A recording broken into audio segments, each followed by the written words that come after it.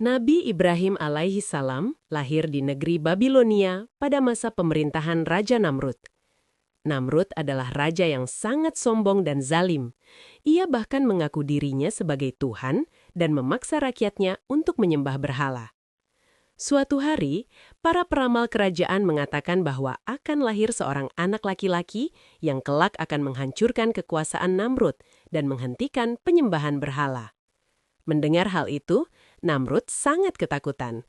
Ia memerintahkan agar setiap bayi laki-laki yang lahir dibunuh. Ketika Nabi Ibrahim alaihi salam lahir, ibunya sangat khawatir. Demi menyelamatkan putranya, ia menyembunyikan Nabi Ibrahim alaihi salam di dalam sebuah gua yang jauh dari keramaian. Dengan perlindungan Allah Subhanahu wa Ta'ala, Nabi Ibrahim alaihi salam tumbuh dengan selamat. Sejak kecil, Nabi Ibrahim alaihi salam memiliki akal yang cerdas dan hati yang bersih. Ia sering memperhatikan alam sekitarnya dan berpikir tentang siapa sebenarnya Tuhan yang patut disembah. Suatu malam, ia melihat bintang bersinar terang dan berkata, "Inikah Tuhanku?" Namun ketika bintang itu tenggelam, ia berkata bahwa Tuhan tidak mungkin hilang. Kemudian ia melihat bulan yang bercahaya. Ia pun berkata, "Inikah Tuhanku?" Tetapi ketika bulan itu juga tenggelam, ia kembali menyadari bahwa itu bukan Tuhan.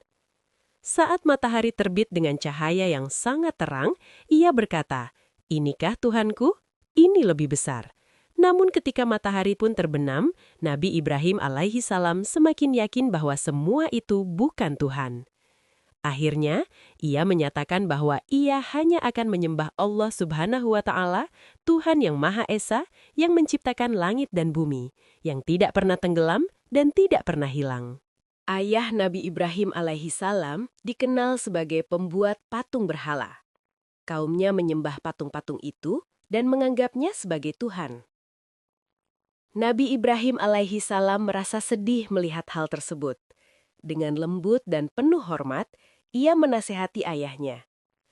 "Wahai ayahku, mengapa engkau menyembah sesuatu yang tidak dapat mendengar, tidak dapat melihat, dan tidak dapat menolongmu?" Namun ayahnya marah dan menolak ajakan Nabi Ibrahim alaihissalam. Ia bahkan mengancam akan mengusir dan merajamnya jika terus menentang kepercayaan mereka.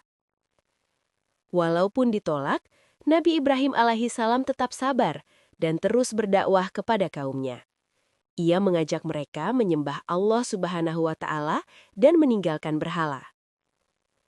Suatu hari, kaumnya pergi meninggalkan kota untuk merayakan pesta besar. Nabi Ibrahim alaihissalam tidak ikut. Ia masuk ke tempat penyimpanan berhala-berhala. Di sana terdapat banyak patung yang mereka sembah.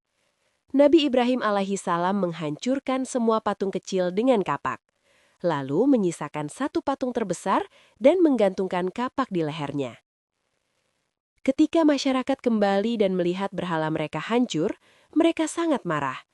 Mereka menuduh Nabi Ibrahim alaihissalam sebagai pelakunya. Dengan tenang, Nabi Ibrahim alaihissalam berkata, "Tanyakan saja kepada patung yang besar itu, jika ia bisa berbicara." Mereka pun terdiam dan menyadari bahwa berhala-berhala itu memang tidak bisa berbuat apa-apa. Namun, karena kesombongan dan ketakutan kehilangan kekuasaan, mereka tetap menolak kebenaran. Raja Namrud memerintahkan agar Nabi Ibrahim alaihissalam dihukum dengan cara dibakar hidup-hidup.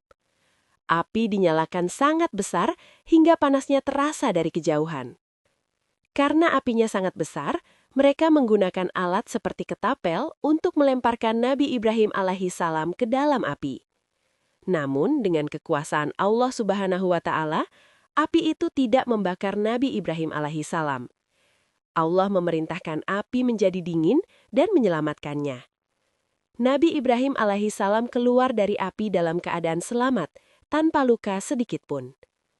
Peristiwa ini menjadi bukti nyata kekuasaan Allah Subhanahu wa Ta'ala. Setelah hari itu, Raja Namrud pun gelisah. Allah SWT pun mengutus malaikat dan mengajaknya untuk beriman kepada Allah. Hanya saja, lagi-lagi sifat sombongnya membuat ia lupa diri. Ia menyangkal kekuasaan Allah dengan berkata, memangnya ada Tuhan selain diriku? Malaikat utusan Allah pun datang hingga 2 kali, tetapi Raja Namrud tetap tak mau beriman. Pada kali ketiga malaikat datang dan ditolak oleh Raja Namrud, malaikat pun berkata, "Kumpulkanlah seluruh bala tentaramu hingga 3 hari." Ia pun mengumpulkan seluruh tentaranya, lalu Allah mengazabnya dengan mengirim jutaan nyamuk menuju bala tentara Raja Namrud. Saking banyaknya, sinar matahari pun tertutup oleh gerombolan nyamuk. Nyamuk tersebut menghisap seluruh darah bala tentara Raja Namrud. Melihat itu, Raja Namrud pun lari dan bersembunyi ke ruangan khusus, tetapi satu nyamuk mengikutinya dan masuk ke kepalanya melalui lubang hidungnya. Ia menyiksa Raja Namrud selama 400 tahun atau selama ia berkuasa dengan sifat sombongnya. Raja Namrud pun meninggal dunia dengan keadaan zalim. Setelah peristiwa itu, Nabi Ibrahim alaihissalam berhijrah meninggalkan negerinya. Ia berpindah dari satu tempat ke tempat lain untuk menyebarkan ajaran tauhid. Allah SWT kemudian mengaruniakan 2 putra yang kelak menjadi nabi, yaitu Nabi Ismail alaihissalam dan Nabi Ishak alaihissalam. Atas perintah Allah SWT, Nabi Ibrahim alaihissalam membawa Hajar dan Nabi Ismail alaihissalam yang masih bayi ke sebuah lembah tandus yang sekarang dikenal sebagai Mekah. Di tempat itu tidak ada air dan tumbuhan. Dengan penuh keimanan, Nabi Ibrahim alaihissalam meninggalkan mereka, karena itu adalah perintah Allah SWT. Ketika Hajar berusaha mencari air untuk bayinya, ia berlari antara Bukit Safa dan Marwah. Atas pertolongan Allah, muncullah air Zam-Zam yang hingga kini masih mengalir. Ujian terberat Nabi Ibrahim alaihissalam adalah ketika Allah memerintahkannya melalui mimpi untuk menyembelih putranya, Nabi Ismail alaihissalam. Dengan hati yang berat namun penuh ketaatan, Nabi Ibrahim alaihissalam menyampaikan mimpi itu kepada putranya. Nabi Ismail alaihissalam dengan sabar dan ikhlas berkata agar ayahnya melaksanakan perintah Allah. Saat Nabi Ibrahim alaihissalam hendak menyembelihnya, Allah menggantikan Nabi Ismail alaihissalam dengan seekor domba.